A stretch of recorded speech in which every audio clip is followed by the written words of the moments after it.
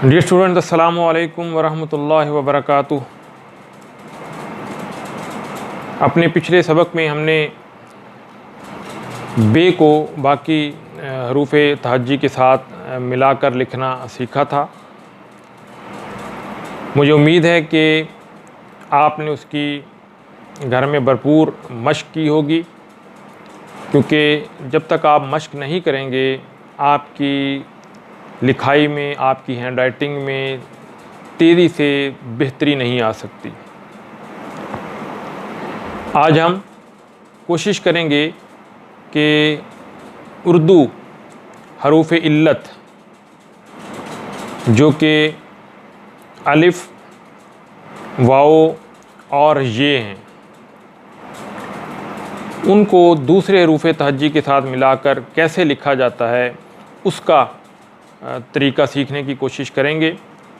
सबसे पहले आज के सबक में मैं अलिफ़ को बाकी हरूफ तहज्जी के साथ मिलाकर आपके सामने लिखूँगा, ताकि मेरे अज़ीज़ तलबा तालिबात को इस बात का अंदाज़ा हो जाए कि अलिफ़ को जब दूसरे हरूफ तहज्जी के साथ मिलाकर लिखा जाता है तो उसकी ड्राइंग कैसे की जाती है। ये बात आप सबको अच्छी तरह से पहले से मालूम है कि अलिफ़ कभी भी किसी भी हर्फ से पहले उसके साथ कनेक्ट नहीं होता, ज्वाइन नहीं होता। जब भी अलिफ़ ज्वाइन होता है हमेशा आखिर में ज्वाइन होता है। तो इन तीनों हरूफ इल्लत को, अलिफ़ को, वाव को और ये को हम दूसरे हरूफ तहज्जी के आखिर में किस तरह से लिखा जाता है ज्वाइन करके, उसका तरीका हम आज से सीखना शुरू करेंगे। तो आज मैं आपको ये बताऊंगा, लिख कर दिखाऊंगा कि अलिफ़ को बाकी हरूफ तहज्जी के साथ हमें कैसे लिखना होता है। जैसा कि मैंने आपको बताया कि पहले हमने बे को तमाम हरूफ तहज्जी के साथ मिलाकर लिखना सीखा था, लेकिन मैं अब आपको जो हरूफ इल्लत हैं, उर्दू में जिन हरूफ को इल्लत कहा जाता है, जैसे अलिफ़ है, वाव है और ये है, इनको तमाम हरूफ तहज्जी के साथ मिलाकर लिखने का तरीका बताऊंगा। और ये तीनों जो हरूफ इल्लत हैं, अलिफ़ है, वाव है और ये है, ये हरूफ तहज्जी के आखिर में आएंगे, शुरू में नहीं आएंगे। तो हम देखेंगे कि ये आखिर में ये तीनों हरूफ इल्लत जो हैं ये बाकी हरूफ तहज्जी के साथ किस तरह से ज्वाइन करके लिखे जाते हैं। तो अलिफ़ को सबसे पहले बे के साथ हम मिलाएंगे। तो ये बे अलिफ़ बा का लिखने का तरीका वैसे पहले हम पढ़ चुके हैं, तो उस पर आपको अबूर हासिल हो गया होगा लिखने का। ये बे अलिफ़ बा, उसके बाद ये बे भी है, ये आपका ते भी है, ये आपका पे भी है, ते भी है, टे भी है और से भी है। अगर छोटे बच्चे हैं तो उनकी मश्क के लिए मैं ये बार बार लिख देता हूँ ताकि उनको समझने में आसानी रहे।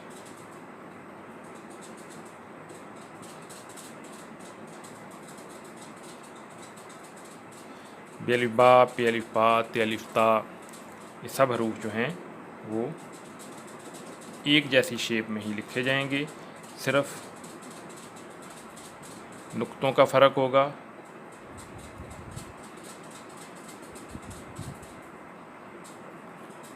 शेप का फ़र्क नहीं होगा।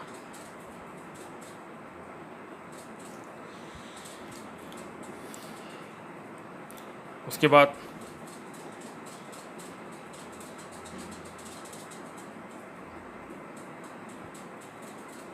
जीम के साथ, चे के साथ, हे के साथ और खे के साथ हम मिलाएंगे अलिफ़ को। तो जीम, चे, हे, खे जो हैं वो ये उसका जो हिस्सा है जीम, चे और हे का, वो इन दो लाइनों के दरमियान, इस जो टॉप लाइन है इससे शुरू होगा, यूँ बनेगा, इसकी शेप यूँ बनेगी और फिर बाकी हिस्सा जो है इससे मिलता जुलता होगा, लेकिन थोड़ा सा इस तरफ से आएगा, ये यूँ।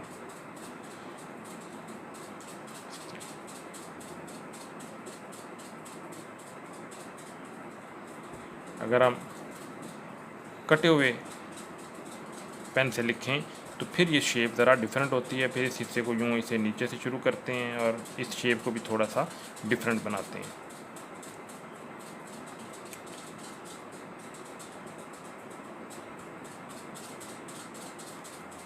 ये है अलिफ़ा,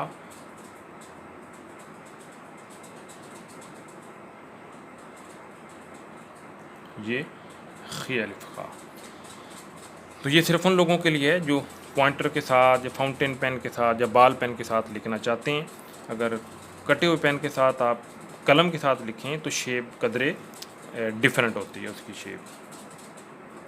तो ये केजी के बच्चों के लिए भी बहुत मौजूद सबक होगा कि वो अपने हरूफ इल्लत को बाकी हरूफ तहज्जी के साथ किस तरह से मिलाकर लिखेंगे। जीम चे है खे के बाद आपको पता है कि दाल की पूरी पट्टी और रे की पूरी पट्टी यानी रे डे जे और 3 नुक्तों वाला ये जो हैं अलिफ के साथ अटैच नहीं हो सकते, लिहाजा उनको हम छोड़ देते हैं और हम सीन पर आ जाते हैं। सीन को इस लाइन से उसके शोशे बनाना शुरू करेंगे, यूं यूं, और सीधी लाइन ऊपर ले जाएंगे इन बाकी लाइनों की तरह। थोड़ा सा सीन का जो ये वाला हिस्सा है शोशों वाला, उसमें आप थोड़ा सा ख्याल रखें, वरना खूबसूरती उसकी कम हो जाएगी। बच्चे अमूमन क्या करते हैं कि वो तीनों शोशे बना देते हैं यूं, फिर ऐसे लिखते हैं।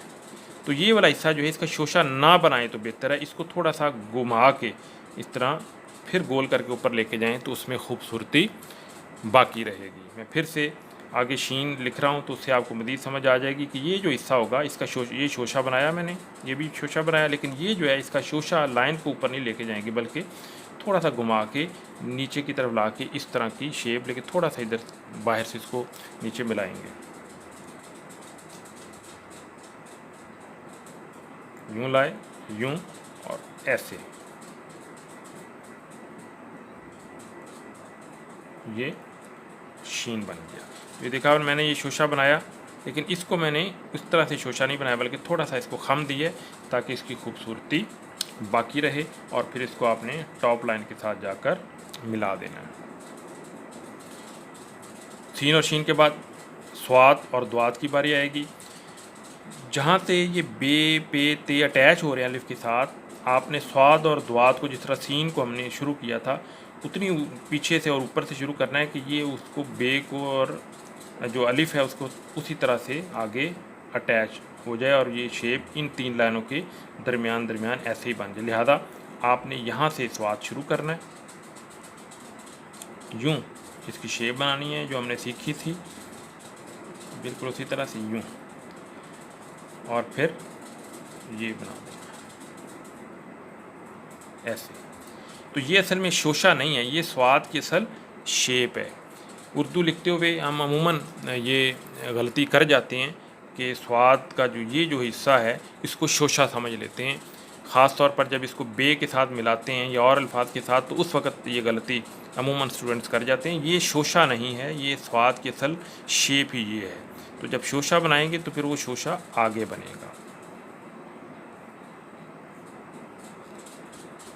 जैसे मैं आप मिसाल के तौर पर आपको बता देता हूँ कि स्वाद को अगर बे के साथ मिलाएं तो अमूमन बच्चे क्या करते हैं, ये और ऐसे बना देते हैं, लेकिन वो शोशा असल जो ज्वाइनिंग लाइन है बे की उसको बीच में से स्किप कर जाते हैं। तो असल जो तरीका लिखने का ये स्वाद की असल शेप है, ये शोशा नहीं उसकी असल शेप है, और ये उसकी ज्वाइनिंग लाइन है फिर बे के साथ ऐसे यूं। इसी तरह द्वाद को मिलाएंगे, बेस लाइन से थोड़ा सा ऊपर से शुरू करेंगे, टॉप लाइन को टच करेंगे, थोड़ा सा ऊपर भी जाना पड़ा चले जाएंगे। ये इसका हमने शेप बना दी स्वाद की, और फिर अलिफ के साथ उसको अटैच कर दिया। ये स्वाद अलिफ सा और द्वाद अलिफ दा बन गया। उसके बाद आइन अलिफ आ और गैन अलिफ गा। तो इसको भी अब लाइन के ऊपर से शुरू नहीं करेंगे, बल्कि इस लाइन के ये जो लाइन है टॉप सेकंड लाइन, उसी से शुरू करेंगे। और जब इसकी शेप मुकम्मल होगी यहाँ पर, तो आगे जो है वो बी की अलिफ की शेप उसके साथ अटैच हो जाएगी, यूँ ऐसे।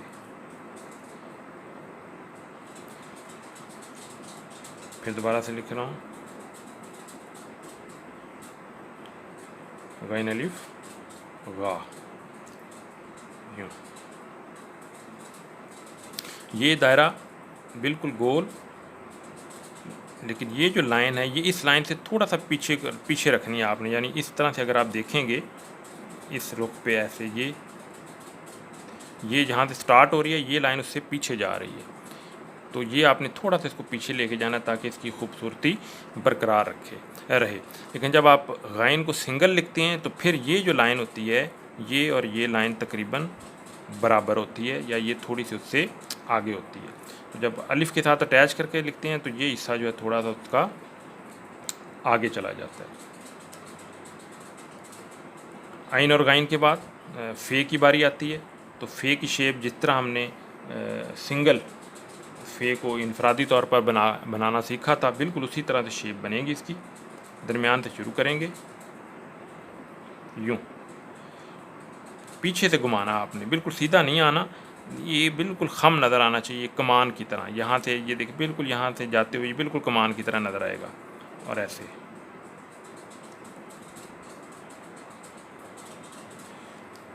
और थोड़ा सा इसको नीचे लाएंगे, वो आपको समझाते हुए ये जल्दी मुझे टर्न कर फीलिंग हो गई। इसकी शेप यहाँ से बिल्कुल थोड़ी सी, क्योंकि फ़े की शेप ही तब मुकम्मल होती है जब थोड़ा सा बिल्कुल नीचे यहाँ, और फिर यहाँ से आपने इसको टर्न करना है। तो काफ इसके साथ मिलाते हैं ताकि आपको मज़ीद ये क्लियर हो जाएगा, यूँ इस तरह, और फिर इधर से आपने घुमाना है, यूँ। ये आपका काफ अलिफ का बन गया। अमूमन बच्चे क्या गलती करते हैं, वो यहीं से ऊपर यूँ ले जाते हैं, तो वो जो है वो गलत है। ये काफ और फ़े की जो शेप है वो होती ही यहाँ तक है, बाकी हिस्सा जो अलिफ का अटैच करना है वो इस तरह से फिर उसके नीचे नीचे आप अटैच करेंगे।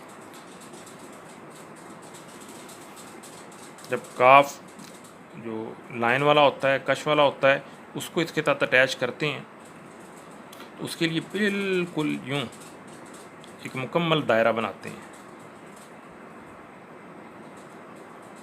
इस तरह से, और फिर इस लाइन के ऊपर से लाइन ला के इसको मिलाते हैं, यूँ। देखिए ये बिल्कुल गोल नहीं है, थोड़ा सा बेजवी अंडे की शेप का ये नीचे दायरा बनेगा। इसको चाहे आप यूँ ला के बना लें, चाहे आप यूँ बना लें, जिस तरह से आपको सहूलत हो आप उस तरह से बना सकते हैं। यूँ भी ला के बना सकते हैं। इस लाइन से आपने 2 लाइनों के अंदर अंदर ये दायरा बनेगा। लेकिन जब हम कलम के साथ लिखते हैं तो फिर हम यूँ इस तरह से इस्तेमाल करते हैं, अपनी ड्राइंग करते हैं यूँ, ये इस रुख पे। ये आपका काफ भी है और ये आपका गाफ भी है, काफ अलिफ का और गाफ अलिफ गा। उसके बाद लाम की बारी आती है। लाम को बिल्कुल जो है वो अलिफ की तरह सीधा ऐसे लाते हैं और फिर इसको यहाँ से गोल करते हुए ये शेप बना देते हैं। इसको ऊपर ठाने की ज़रूरत नहीं है, रे की तरह इसको यहाँ अटैच कर दें। अगर ठाना है तो थोड़ा सा इस तरह हम जब कलम के साथ लिखते हैं तो उस वक्त थोड़ी सी शेप यूँ बनती है, और फिर बिल्कुल इसकी सीध पे थोड़ा सा नीचे से इसको ऐसे इसके साथ अटैच करना, अटैच कर दें। थोड़ा ऊपर रखना है खूबसूरती के लिए तो ऊपर रखें, लेकिन जब कलम के साथ लिखेंगे तो उसको अटैच करेंगे। अलिफ लाम इनको इनफरादी तौर पे जब भी आपने लिखना है तो खूबसूरती के लिए एक बात आपको बताता चलूँ, जो लोग इसकी प्रैक्टिस कर सकते हैं उनको करनी चाहिए। खूबसूरती के लिए अलिफ और लाम ये बिल्कुल स्ट्रेट नहीं होते, इनके अंदर थोड़ी सी लहर होती है। लहर कैसे होती है, यूँ इधर से शुरू होगा, ऐसे घूमता हुआ हल्का सा यूँ, और ऐसे ऐसे इसकी शेप हल्की सी बनेगी यूँ। ऐसे। तो इसके अंदर थोड़ी सी लहर जो है वो नज़र आए तो वो उसमें खूबसूरती नज़र आती है। जैसे अलिफ है ये, यूँ लाम यूँ हम शुरू करते हैं, ऐसे लाते हैं और फिर इसको यूँ हम गोल कर देते हैं। तो ये थोड़ी सी जब लहर इसके अंदर बनाएं हम, तो फिर इसकी खूबसूरती जो है वो बढ़ जाती है। लाम के बाद मीम की बारी आती है। मीम को फिर जब इसके अलिफ से अटैच करना होगा तो हम पीछे से इसको घुमाकर यूँ लिखेंगे, ऐसे। जब कलम के साथ लिखते हैं तो फिर दो तरह से उसकी शेप बनती है। इस तरह से उसकी शेप नहीं बनती, उसकी शेप फिर थोड़ी सी डिफरेंट होती है। जैसे मैं आपको बना के दिखा देता हूँ, ऐसे और फिर इस तरह से। एक तो उसकी शेप यूँ बनेगी और एक उसकी जो शेप है वो यूँ बनती है। मीम अलिफ मा।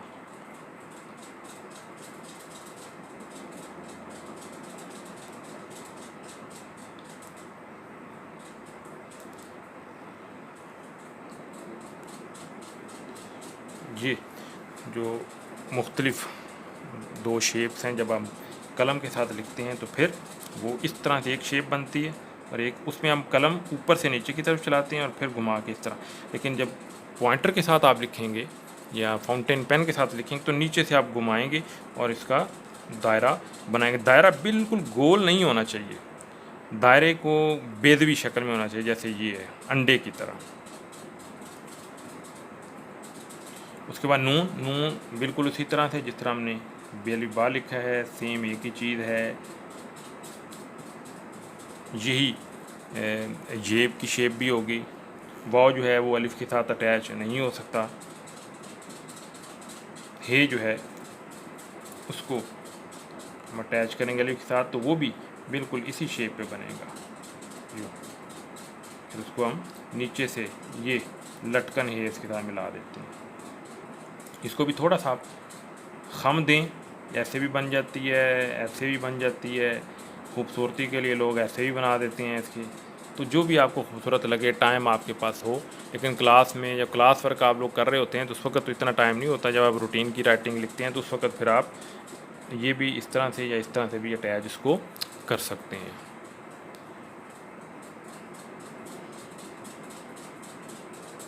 ये उसके साथ हमने ये को अटैच कर दिया। तो ये आज का हमारा सबक था। आज हमने हरूफ इल्लत में से जो पहला हर्फ है अलिफ़, उसको बाकी तमाम अल्फ़ाबेट से मिलाकर लिखना सीखा है। अलिफ़ उनके आखिर में होगा, बाकी हरूफ तरजीह उससे पहले होंगे, तो उसको कैसे लिखा जाएगा। तो ये आज का हमारा सबक था।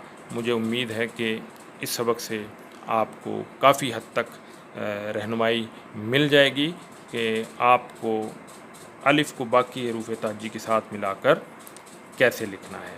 मश्क कीजिए, जितनी ज़्यादा मश्क करेंगे उतना ही आपके हाथ का कंट्रोल जो है आपके कलम पर बेहतर होता चला जाएगा और उतनी ही जल्दी आपके ख़त में आपकी हैंड राइटिंग में खूबसूरती पैदा होगी और आपकी हैंड राइटिंग में उतनी ही तेज़ी से जो है वो स्पीड भी पैदा होती चली जाएगी।